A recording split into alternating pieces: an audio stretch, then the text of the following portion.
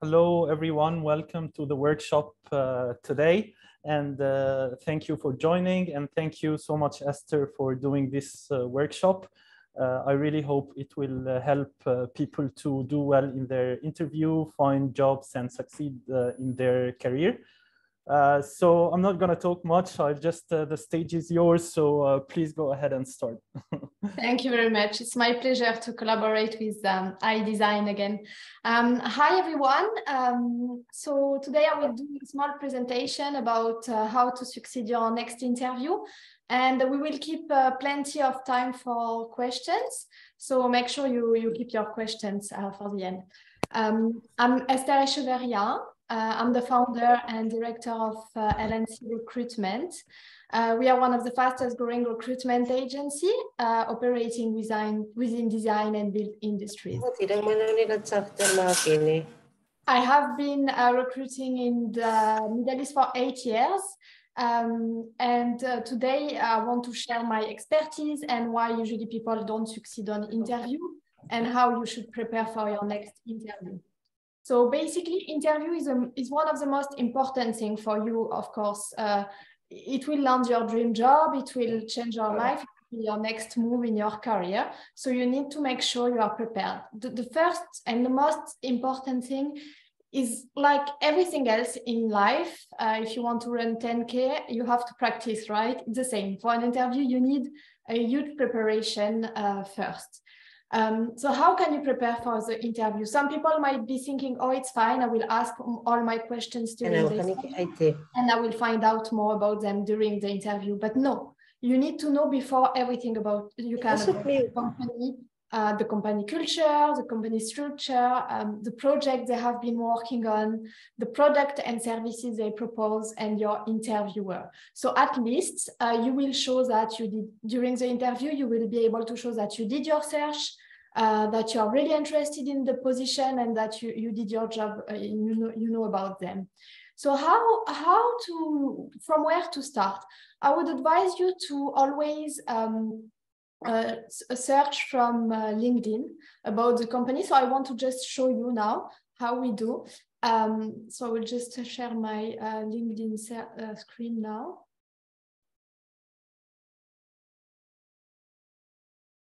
Just 1 second. So you just go on the page here. Let's say you are interviewing with AECOM or Atkins or whatever. Let's put AECOM. I would just advise you to search the company just like this. I hope you can see this screen. And then you open the company page. And from here, you can go on about. You can open their website. You can see their posts. So at least you can see the latest news.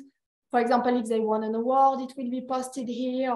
And it's good to bounce back during the interview. For example, you can congratulate them about the latest award they won, if you see it in their page. And the people, it's important to check up their people. Let's say, so at least you can have an idea about the structure of the company. So let's say you are interviewing for a structural and engineering position. You can search for structural and AECOM, and then you will see all the team working there. So at least you will know how big is the team, what are their background, which company they are coming from, etc. So this is a very good exercise previous to your interview to do and to make sure you are fully prepared. Now about your CV.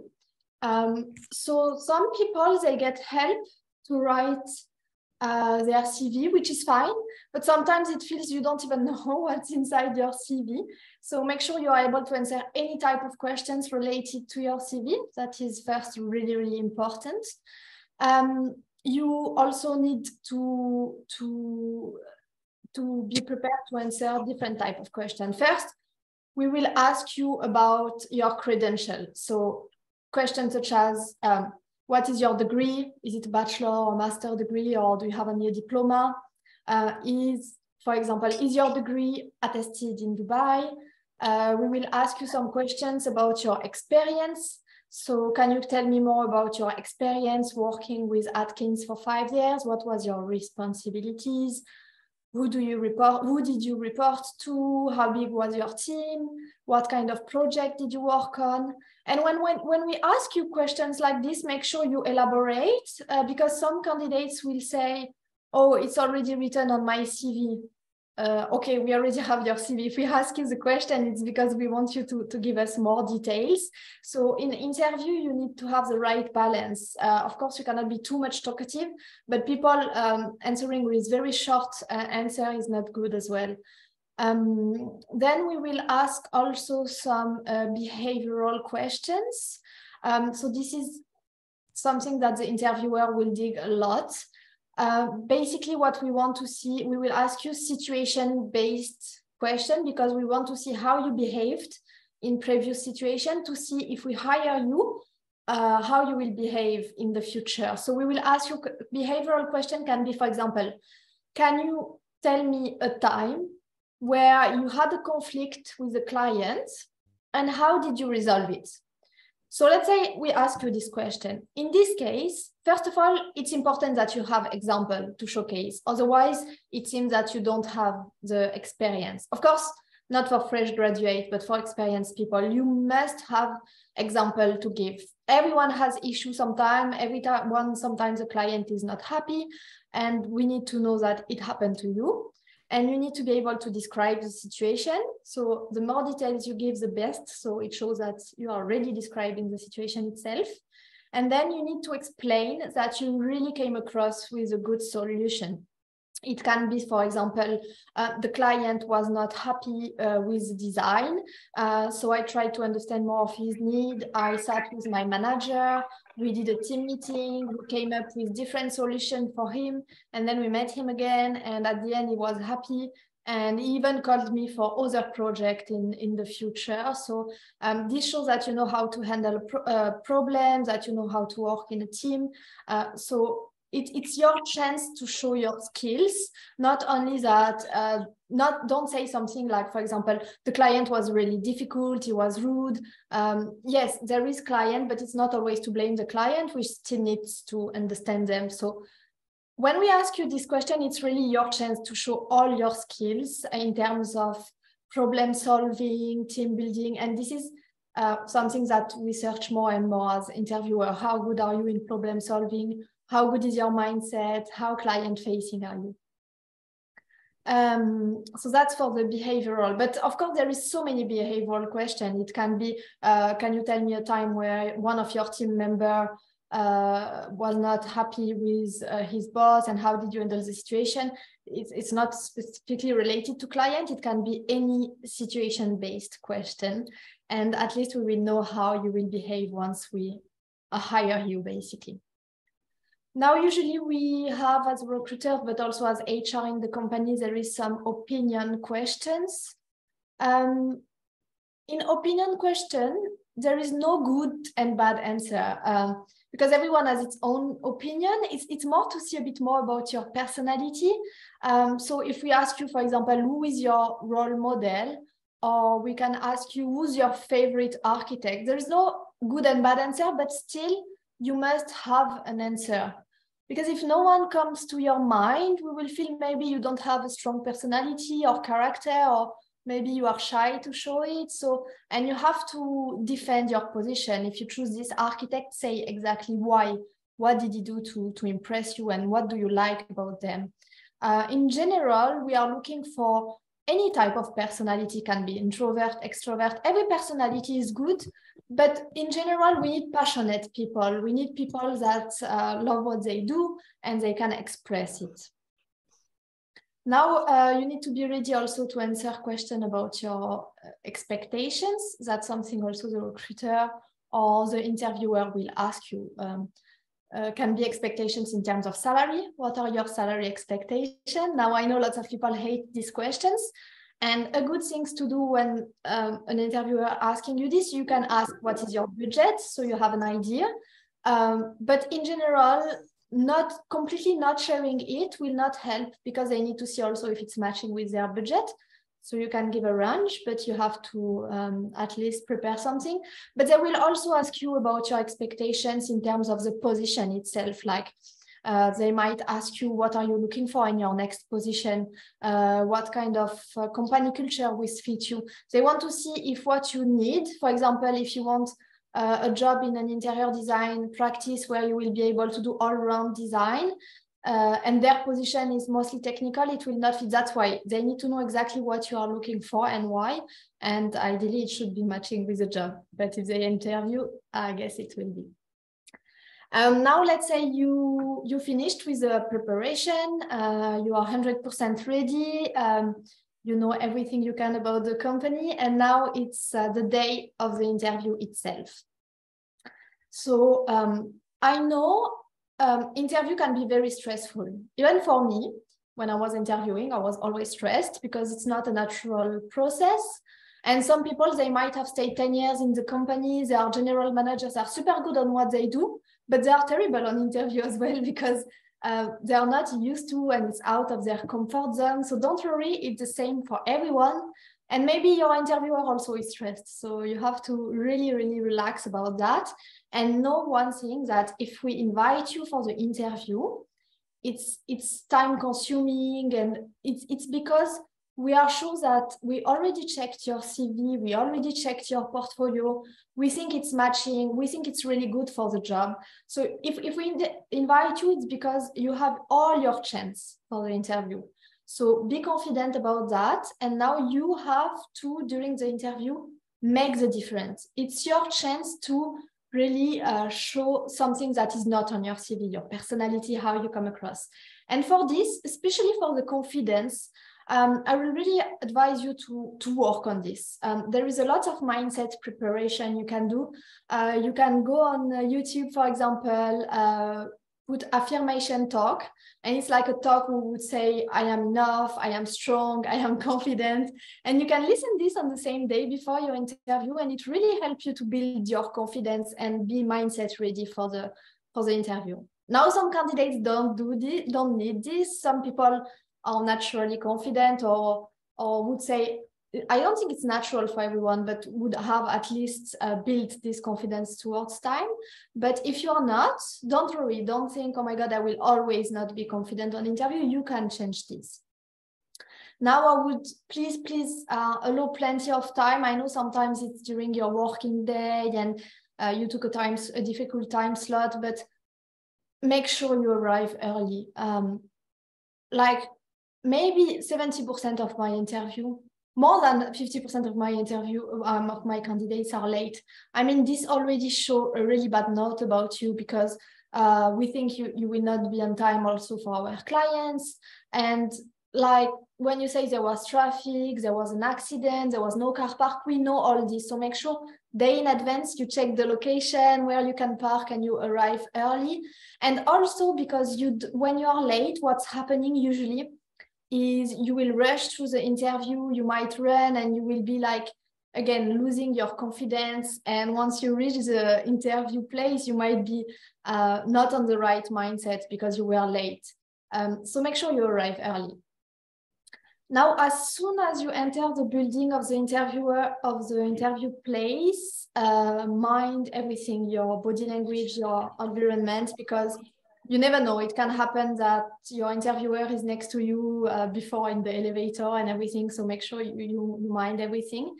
And I have one client that actually rejected a candidate once because he didn't say hi to the receptionist. So the candidate did a very good interview, but he didn't say hi or bye to the receptionist. And she finds that very rude. So it's not only about the interview itself. As soon as you enter the building, you try to behave. And yeah, so as soon as you enter the interview room, you act confident.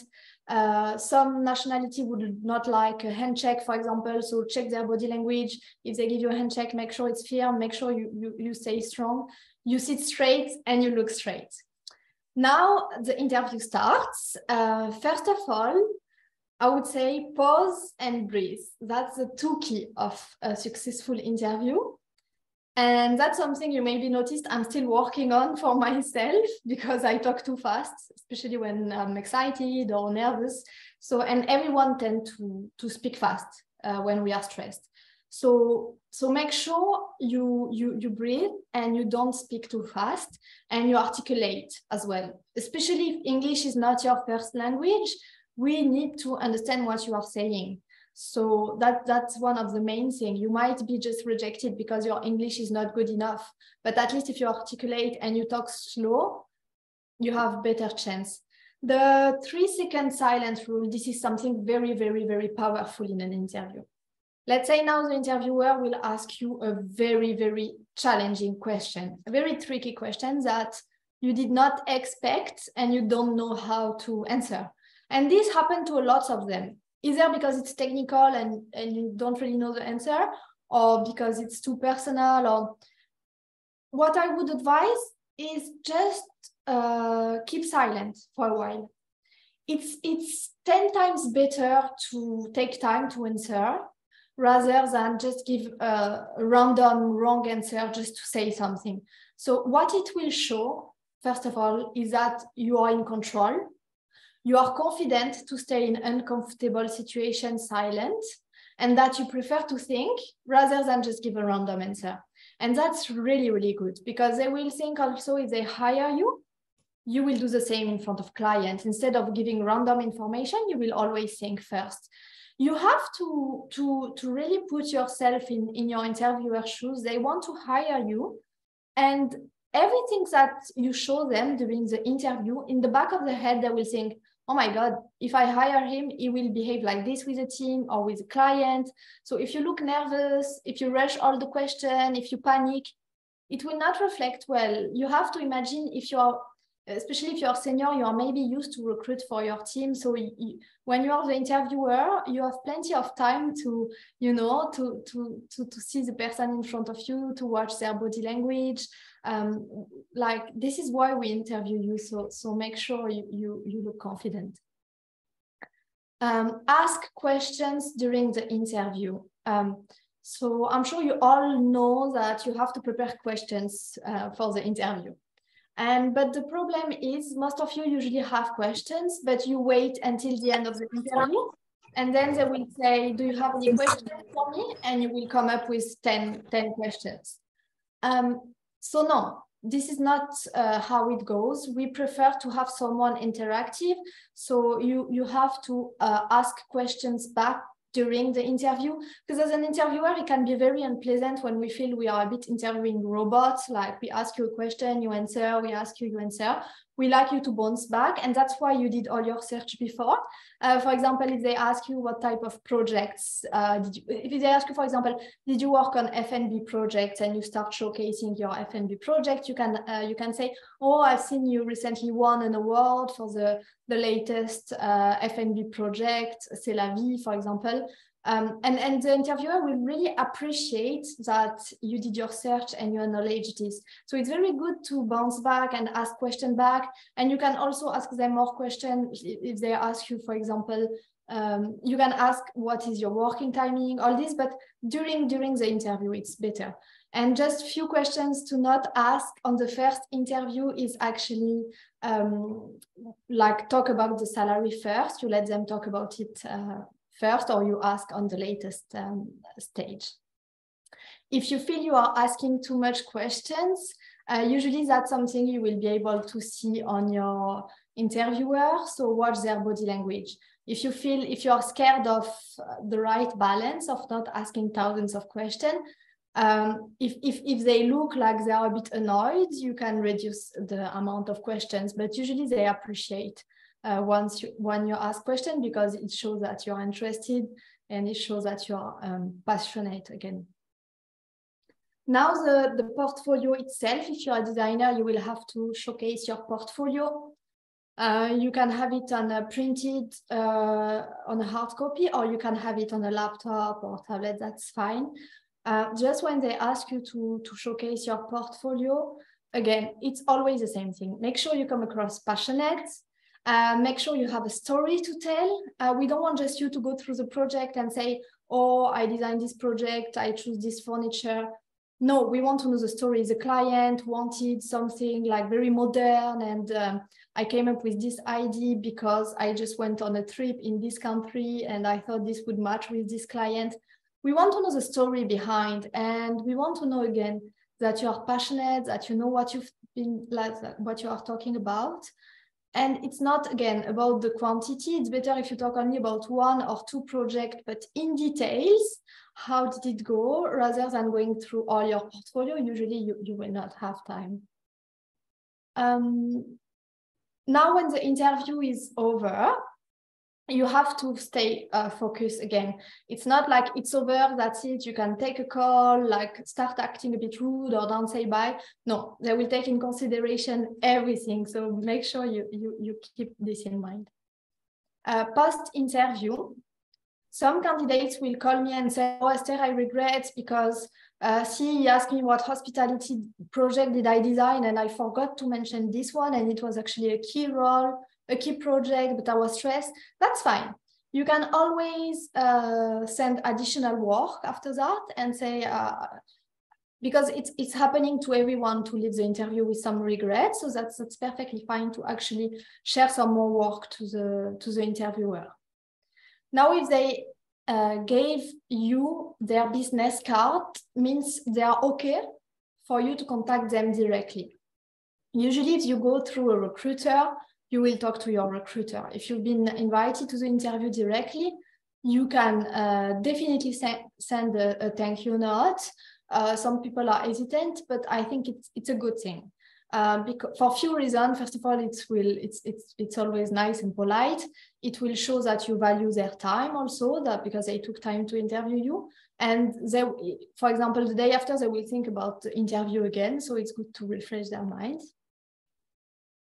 And the difference between follow-up and insisting. I know it's frustrating sometimes when you don't have a feedback, but please be careful. Don't insist too much. Don't call 3 times in 1 week because you did not get a feedback.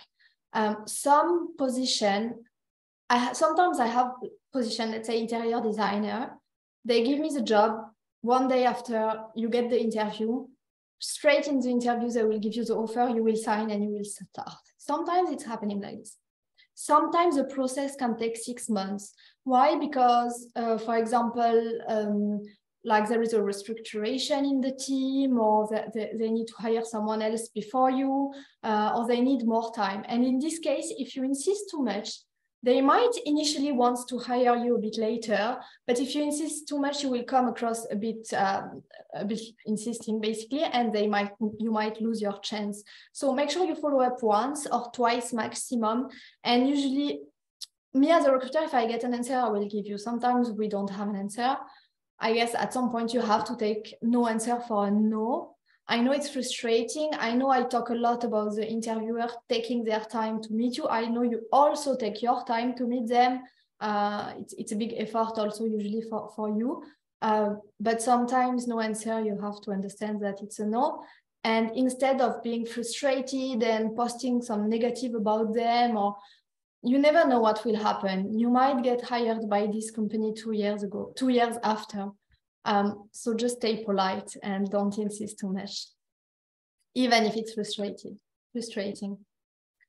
That's it for my presentation today. Now I wanted really to give you time to ask any questions you might have, or any experience that you had in the past you want to share about an interview that went wrong and why. And so we can, for sure, we can discuss it further.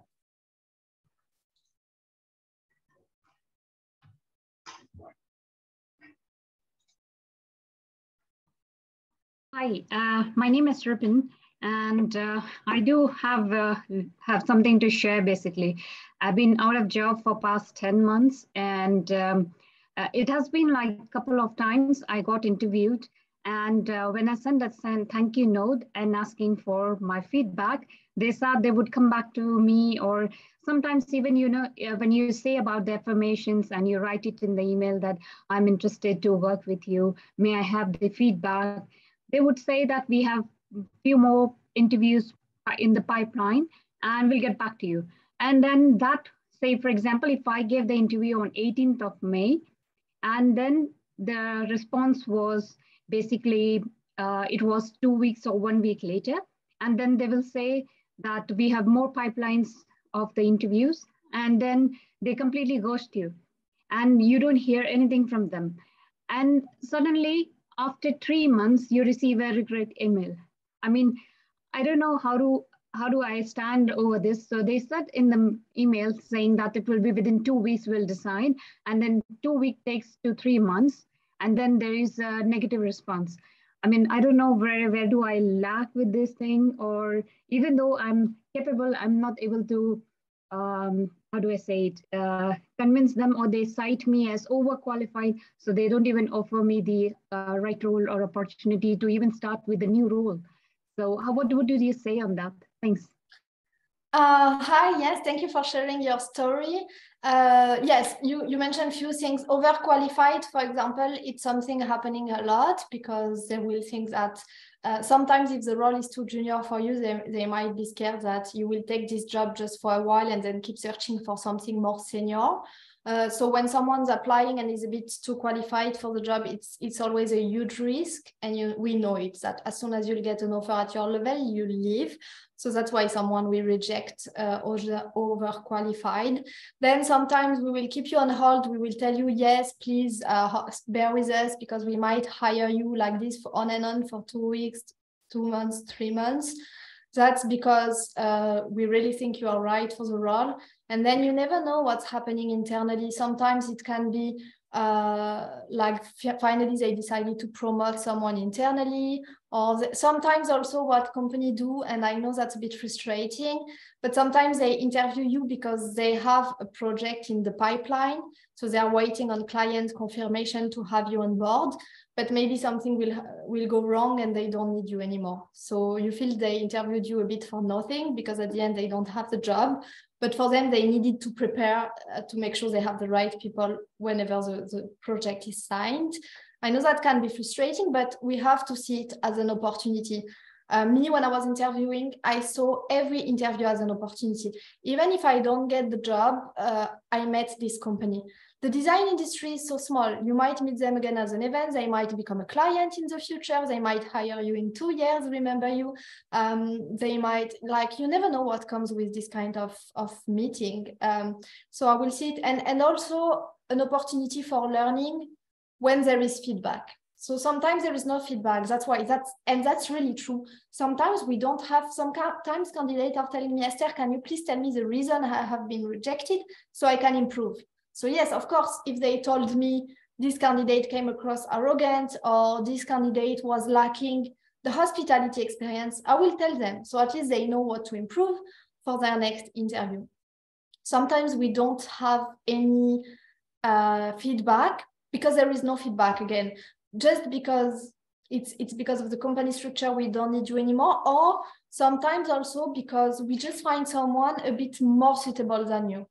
Doesn't mean you were not good for the role, doesn't mean you did wrong in your interview, means just some other applicant was ticking all the boxes, and in this case, we just have to choose the other applicant. Again, that's super frustrating, I know it, but that's why you need to keep going and take it again as an opportunity. Thank you. I hope I answered your question. Yes, true. Actually, it's sort of a little bit frustrating, but then it's a learning experience and I move on from that one. Yeah. And on the next one, you're always better. It's a bit of a training as well. Some unsuccessful interview or training for the next interview, like you get used to the practice as well. So thank you, Mary. I think Mary has a question. Go ahead, Mary, you're unmuted now. I just had an interview recently. Basically it was a virtual interview, and we were asked to keep our mics and cameras and everything, on top notch. But everything was checked, but unfortunately, my camera crashed, just like 5 minutes before the interview. So I did tell the panel that my camera is not working, and they gave me some time to fix it, but I was so unfortunate it didn't work. So we went ahead with the interview. Now it's been a week, but I'm still waiting for the response. I just wanted to know how badly this must have affected me. I mean, it must have reflected on me or my, my responsibilities as this one, because the interview, per se, it went quite well. But I feel so upset about this whole thing, about this issue. I did send them a response, a thank you mail after the interview, and I apologize for this, but I just wanted to know if this. So the interview happened, right? Without the camera? Yes, because they said they wanted to move ahead with the interview. And so we went ahead with the interview, and the interview was quite good. But this, I just have a feeling this must have really affected me negatively. Yeah, it might have affected a little bit but again, it's a learning curve for you. Maybe you need to have backup options next time. For example, you have your camera from your laptop, but you can have your phone just in case as well. So at least if you don't connect from your laptop, you can connect from your phone. If it's Zoom, it's quite easy. Team, it's a bit more challenging, but you can always have 2 laptops ready for the next time or a spare camera. So that's one learning lesson. But second of all, I think if during the interview you show that you have all the skills and then you send an email apologizing, I don't think that's a deal breaker. For me, it wouldn't be a deal breaker because I know things happen and I know you tried your best. And also, I would say, if you are the right candidate, at some point they will meet you face to face. I guess that there is no many company doing all the process online. Some do, but some do the first step online and then they do a face to face interview. And that's what I would have done also maybe in the email. Tell them, sorry, my camera didn't work. I'm happy to meet face to face anytime. Because what they want with the camera basically is just to see how you come across. So I would have offered maybe this chance. Okay, thank you. So we have a question from Meher. I can see many people raising their hands, but there is a question from Meher. Shall I reply with my salary expectation? Yes. What do you mean? How should I apply? Yeah, the first question. Shall I reply to my salary? What shall I reply to my salary expectation, right?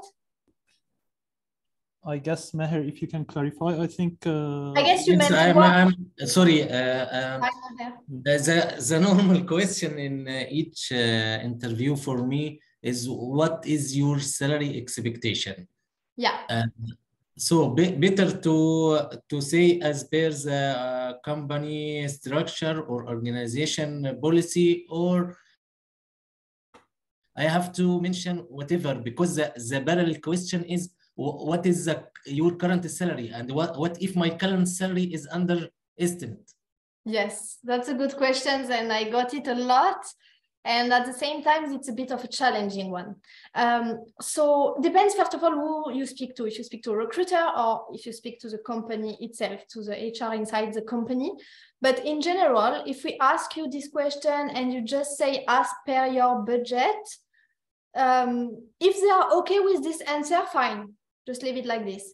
But usually they will not be okay with these questions because some company here, they don't necessarily have a budget. It will depend on your experience, on how many years experience do you have, how many, and for this, they want to know what you're expecting because they don't necessarily have a budget, but they have a maximum. Let's say the maximum is 15,000. So if you're expecting 25 and they do first call interview, they know it will not be matching. So that's why we want to screen at this stage, so no one wastes their time. You don't waste your time going on an interview that is too junior for you. So I would always advise to give a number. Now, I know when we ask you what was your last salary and what are your salary expectations, you don't really want to share your last salary, especially if you felt underpaid, sorry. You don't want to say, for example, you were on 10,000 and you think you deserve 20, you don't feel good saying I was on 10 and I want 20. So I understand you try to hide it and you can ask questions back as well. as you said, what is your budget and all. But at some point, if they insist a lot, if they ask again, just tell them what was your salary and what are your expectations. Otherwise, it will sound that you are hiding something, you know. And if you say, for example, I was on 10, I felt underpaid, now I will not accept less than 20, fine, they know it.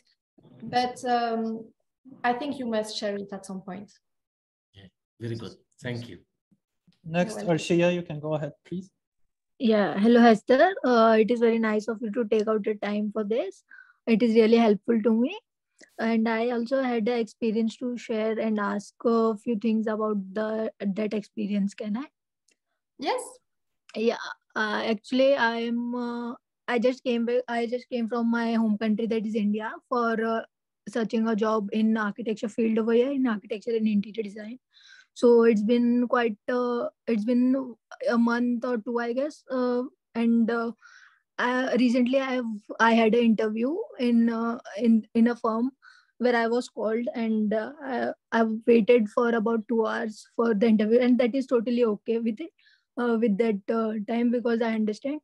But when I walked into the manager's cabin, he was like, he started with you are woman, and women have so many of the problems at home, the timing problems and all, and they work according to the clock. So I tried to convince him that it is not that way. I've left my home country and I'm here in search of better opportunities, so that I can explore my skills and everything. So time won't be a issue for me to work over here, everything like that. And after that, he went towards my CV. Then he said, "You don't have any experience in UAE?" I said, "Yes, I don't have any experience, but in the design field, I have experience from my home country of about 1.5 years. So, and I'm and I'm very much eager to start at your company, because these are the few things I liked about it. If you can give me a chance, it will be very helpful for me. It will be very grateful of you." That's how my interview went, but I really didn't get it how to respond to such behaviors. Like it was totally unexpected for me, as I have given other interviews as well. It was a totally unexpected situation that I came across. I'm sorry for that, and I think it might be the wrong company for you anyway. Sorry to say it that way, but it doesn't sound professional the way it was, and it's a bit discriminatory to say that as a woman you work as per the clock. I mean, I wouldn't tolerate that, and even if I got an offer from a company like this, I wouldn't go. I think your answers was good, to tell them no. The good things when it's like this is to prove them that most positions here in Dubai, it's true in the design and architectural field, are long hours. That's a fact. Yes. Because they have time deadlines, and if it's a fact that, for example, you don't have kids to bring from school and all, it's good to say it. It's good to say, I'm happy to work overtime when I have a deadline. It's good to say all this. It's good to say, I don't have experience in Dubai, but I want to learn. So you did well. You said everything you should say. Now I found this company a bit borderline, and sometimes you are also interviewing them, right? When you go on an interview, you might see some red flags that this is maybe not the right fit for you. If they sometimes also the interviewer are doing this just to see how you react as well, how resilient you are, because it can be a bit insulting as a woman to hear that.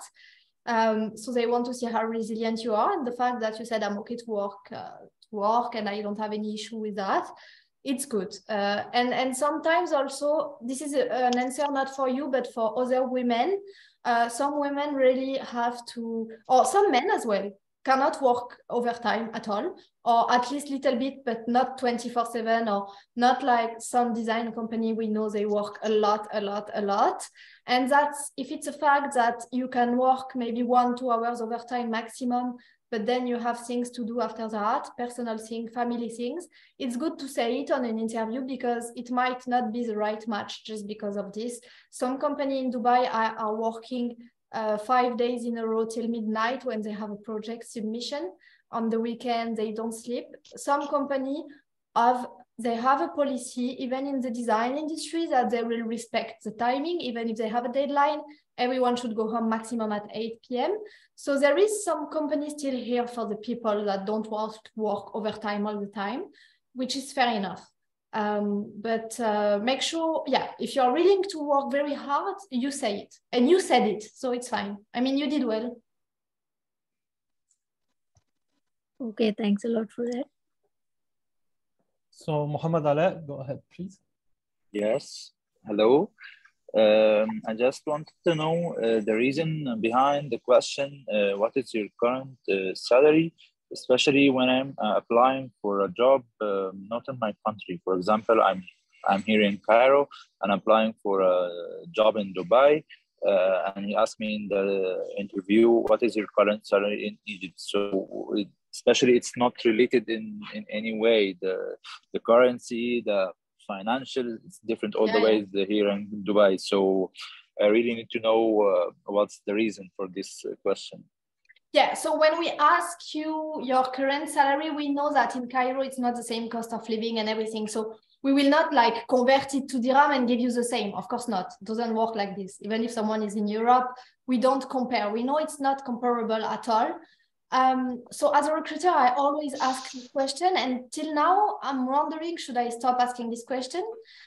But basically, we just need a point of comparison.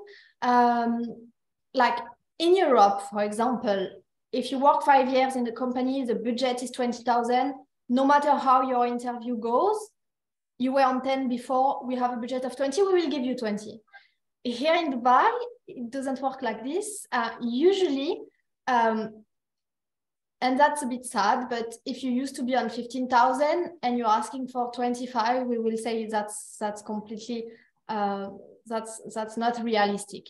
That's why we ask. Now, sometimes also we may tell you your salary, and we want to guide you, especially as a recruiter, that what you are in Cairo now, what you can expect in Dubai. And usually we can see also your level, because there is some people, they will stay in the same position all their life. For example, some CAD draftsmen, they will not progress to senior, to design manager.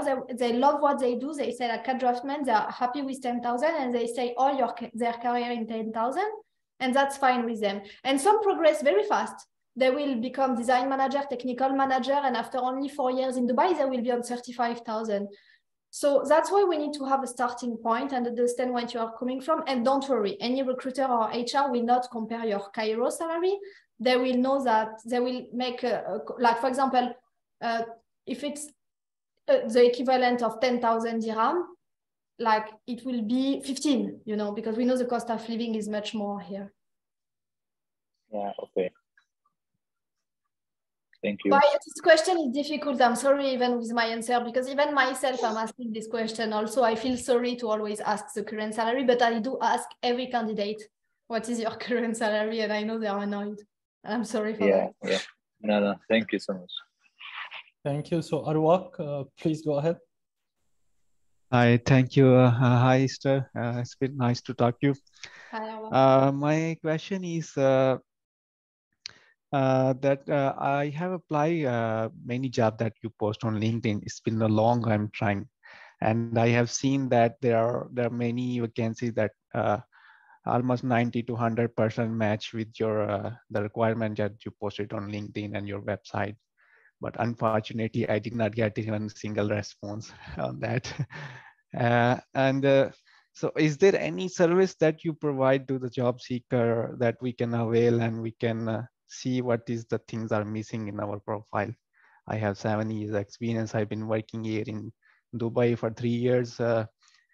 And the second question is my second question is that, is there any discrepancy exist?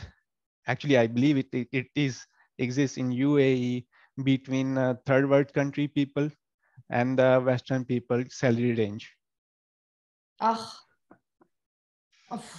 I hate this. I'm sorry, the second topic, I wish there is no, and I cannot say it's, one thing I can say is like any nationality can reach the top here. There is a chance for everyone. So it's not like as per your passport, you'll get paid less, because there is any nationality design manager on a large company will get a super good pay. And I've seen I can tell you, I've seen any kind of nationality on more than 50,000 dirham per month. So yes, some company, depend on the position, we will have more nationality on this type of role, let's say, but some company will really give the chance to anyone. But then, yeah, I don't want to go too much on this topic, but for the first question, first of all, sorry if I never got back to you. I appreciate your attitude towards it. Instead of blaming me, you say, is there any other way or any other services? So as a recruiter, I will explain how I work. You might feel that my posts are matching 90% because I said 3 years UAE experience. Now I don't.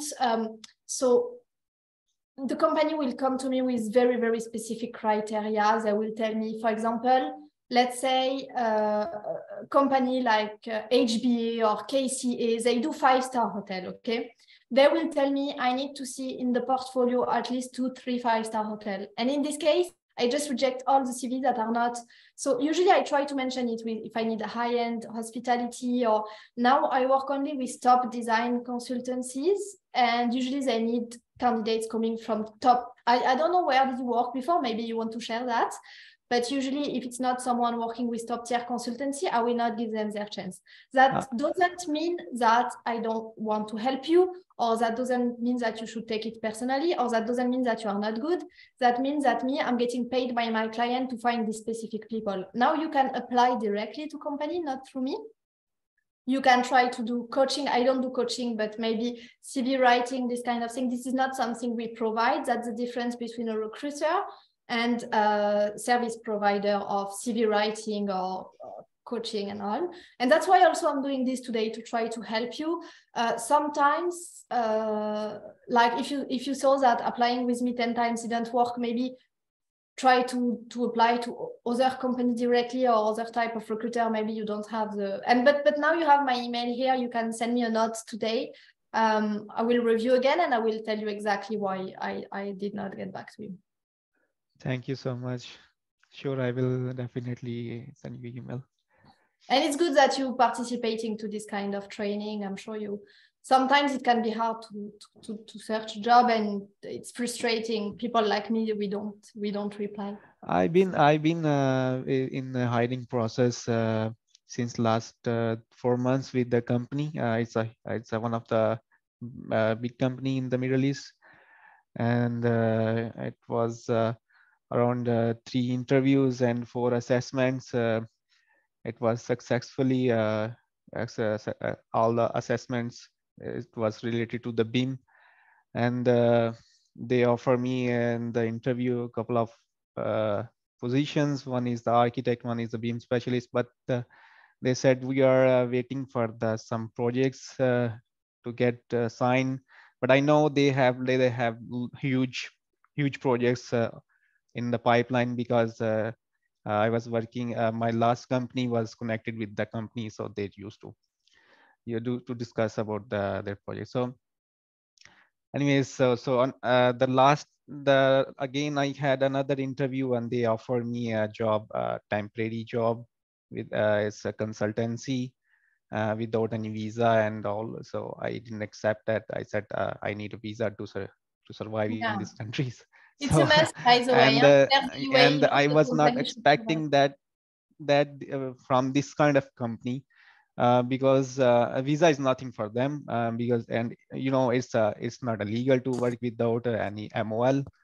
So I mean, I was really disappointed, and I was really excited to join that company. I thought I will gain a huge experience and the skills in this company, and yeah. Hope you'll get it. Hope they will call you. Inshallah. I hope. Thank you. Is always there. Thank you. So Salman, please go ahead. Yeah, hi Esther, this is Salman here. Thank you for your webinar, it's very helpful. So I'm an architect with over close to 10 years of experience in India, both in design firms as well as developer firms. So I've now moved to Dubai for better career opportunities. So what I want to understand is what does it take for a fresher in Dubai to get a job? Does one have to start as a fresher? And yeah. How many years experience in India, did you say? 10 years of experience. Yeah. No, doesn't mean you will start as a fresher, but indeed, because you don't have your experience, you have to be able to be flexible in terms of title and salary expectation, because it's not the same way of working here. You might not know yet about the regulation, the suppliers, and that's something they will have to train you. So you do have to be, but doesn't mean that you have 10 years experience and then you start as a fresher, but you have to be flexible. So of course, if next to you they have an applicant with the same salary expectation that has 3 years experience here, they might go with the other one. That's something you should always keep in mind. You know, they will compare with, that's why usually you have to be a bit on the lower at the beginning. But the good news is for everyone that right now the market is really good. We call it a candidates market. Lots of companies have been hiring. I'm sure you can see it. So it's a good time for you. Thanks. Thank you. So Snehal, if you... Yeah. Hi, Esther. Thank you for the webinar. Thank you so much. Hi. So here's the thing. I'm in UAE for past 6 years. Okay, for 3 years, I was in Abu Dhabi and I worked there in a consultancy firm as an architect. After that, I actually delivered my baby boy, and that was actually when the COVID started. So my ex-company, they didn't allow me to work from home. And because my baby was small, I gave him the priority, and I decided to stay with him for some time. And I always thought that this is my priority, and I'll get back to work after he is comfortable going to his nurseries and everything. So now he's almost 3-year-old, and I'm looking for a job again. I am applying in the new companies. So it's been almost a gap of 3 years.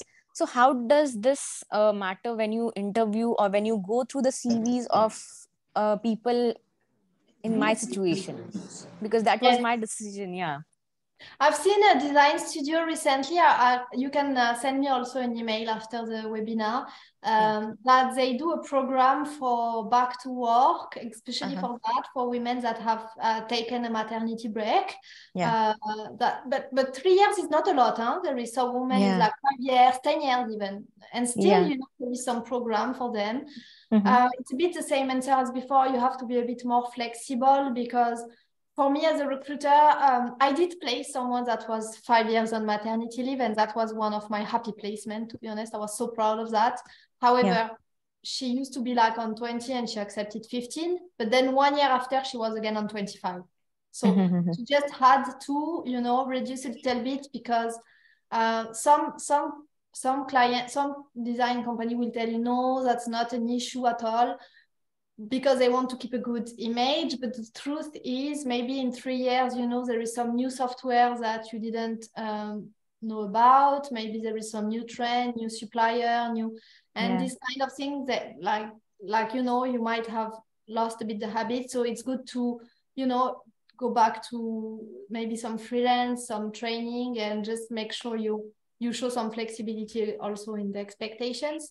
And then usually, you know, people, if you talk to women or to men, as long as they are educated, they are very supportive of this, because even men, they have kids and they see their wife also having taken a break. So usually people are very supportive of that. Yeah. And one thing about that you said I should take training and all. So one thing which I added to my CV in this past 6 months, that I started learning the BIM software. So that is one thing which I'm actually good at, because whenever I get time, I just practice, and that is a big thing. I think it is a big thing for my CV. For architecture now, they ask it a lot, Yeah. So that. Yeah. So that I have definitely done in this past 6 months. So I'll get back to you once this webinar is over. I'll just send you an email. You can message me. I will put you in contact with this design studio that does this program for the...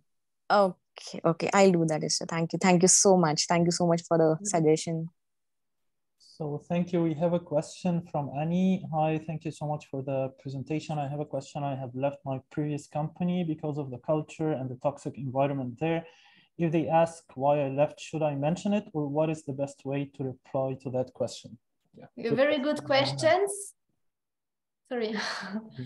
Yes, thank you for that. No, it's a very good question, Annie. And so I'm trying to say the right thing. Few companies are known for toxic environment. And when I receive CVs from those companies specifically, it's not my place to say any company name here, and I'm not judging, but usually I kind of know it. One thing, I will tell you, never say anything too negative about your previous employer, even if it's a fact. Don't go on like, my manager was very toxic, the environment was terrible. Don't go on and on like this. Why? Because they will think you will do the same with them, even if they know it's true. They will think when you leave the new employer, you will also talk bad about them. And you never know, maybe the interviewer is very good, but maybe one of their team member also have a reputation of being a bad manager and people are leaving. So make sure you don't go on and on too much about this. And usually it's a small market and we know this company, but you can say fact. For example, you can say just I left because of the environment was not suited. That is fine. You can say my salary was paid not on time, for example, was paid late. That is fine also to say. Just be brief. Usually the shorter the answer, the better. The environment was not good, or that's it. Just don't go on and on about bad things about your previous employer. So the other question from Alsho. Hi, thanks for your time. I just want to ask about the salary range for a fresh graduate architect in Dubai. I would say it starts at 8, 6 on some company. So here again, there is some company paying very good salary, and the range are huge between one company to another. So some company, I would say even 6,000, and some company have their fresh graduate on 10, even 12. Some company have their fresher at 12. So I would say it's a big range, I'm sorry, but between 6 to 12. Okay, Ala Abu Bakr, if you want to go ahead. Yes, hi, Esther. Thank you for the beautiful this.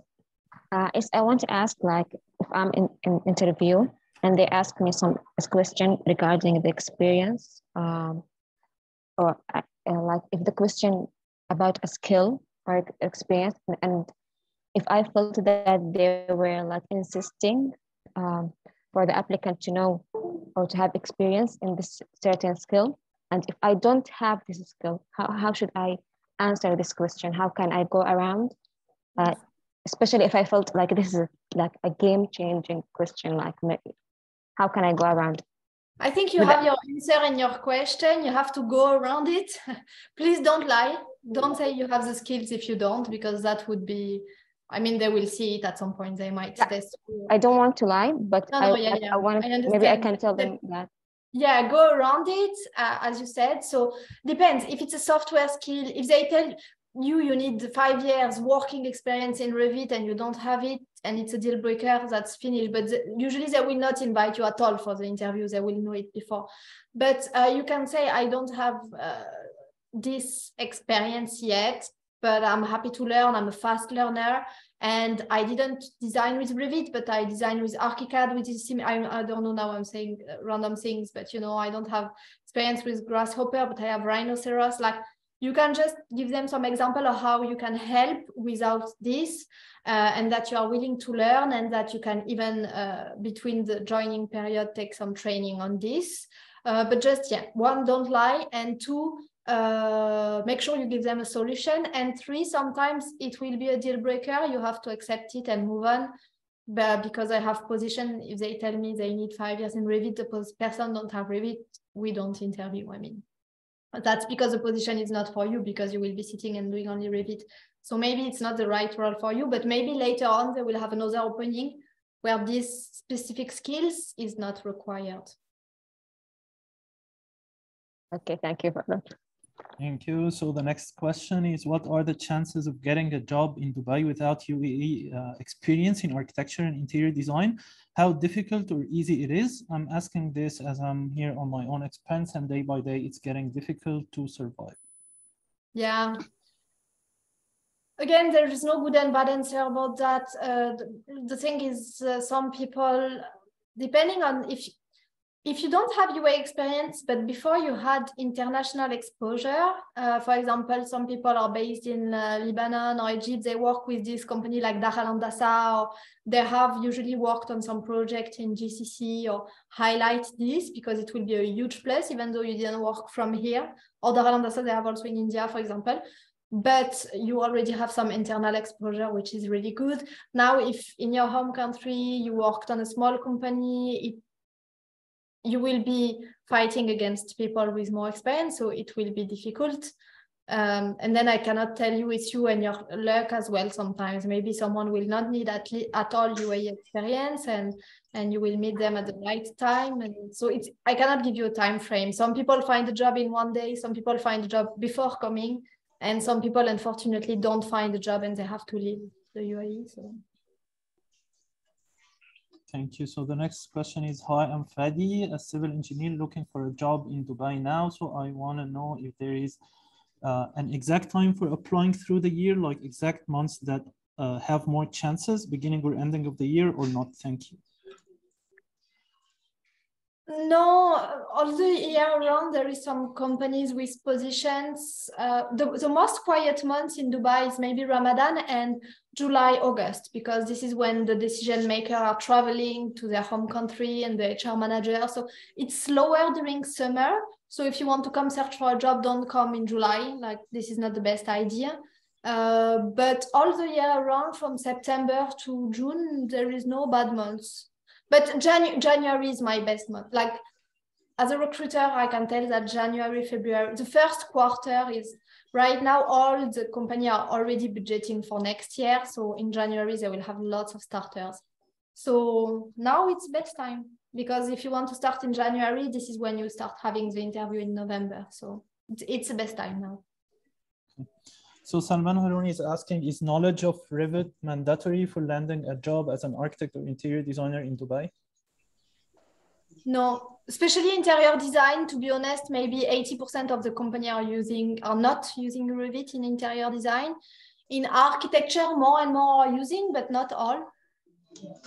It's not real number I'm giving you, but from me, my client, maybe only 60% are using Revit. So some are not using at all Revit. Okay, so I think this is the last question we have here. Hello, I'm asking Muhammad Ala. Hello, I'm asking about salary range for an interior designer in Dubai that have 8 years experience, but not in Dubai, in Cairo, Egypt. Thanks. Salary range, again, except for fresh graduate, which is kind of a constant for everyone. The rest of the position I cannot tell.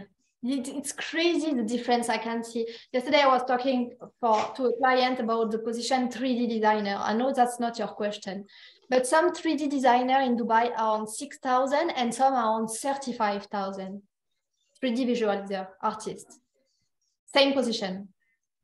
I can't explain that, I'm sorry. But the salary range are really different from one company to another, from one skills to another, from one experience to another.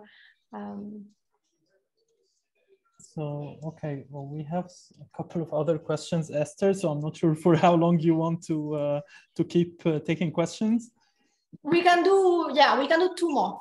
We can do 2 more, okay. And then you can email me if you want. Sure, so Serene, that's, I think she's, okay, hello, Esther. I'm a MSc architect who has more than 15 years experience in design and also in construction.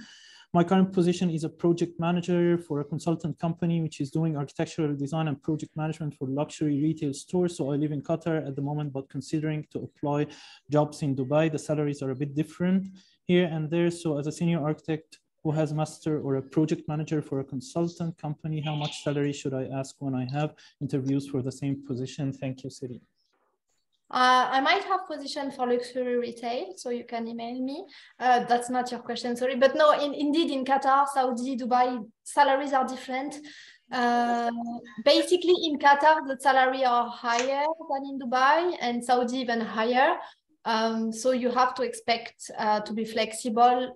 You have to, if you're coming from Qatar, to expect a bit less in Dubai. I would say 10%, 20% less, because basically in Qatar, they are giving better salary to attract the expat. It's a bit more difficult to attract the expat, where in Dubai there is already lots of expats, lots of people ready to work, so they don't have to pay that big salary. And the same for Saudis, they give even bigger salary because they know you have to go home often and so on. Yeah. Okay, so the last question we're having today, and then if you have any more questions, you can just email us. So Atif is asking, hi, thank you so much for taking time to provide us with this useful information. I need to ask, I have 15 years experience in telecom. I'm working in UAE for past 8 years. I have done PMP and ACP and would like to switch to project management. Would I be treated as a fresher if I change my profession? If you work on telecom now, yes, you would be considered. If you have zero experience in the industry plus in the project management, you will not. Yes, you will be considered.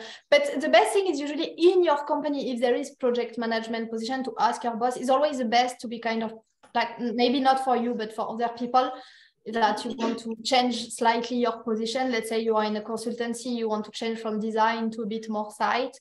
It's always better to do it first in-house rather than starting from scratch your search, because of course they will search for someone who has the experience already, and if you don't have, they will consider no experience. But it's good that you've done the PMP, and that will help as well. Yeah. So thank you so much, Esther. Thanks everybody for joining. The workshop will be available on iDeezign YouTube channel. And if you have any questions, please feel free to email Esther or email iDeezign, and we will try to get back to you. So thank you so much. Thank you. Bye. Thank you. Bye.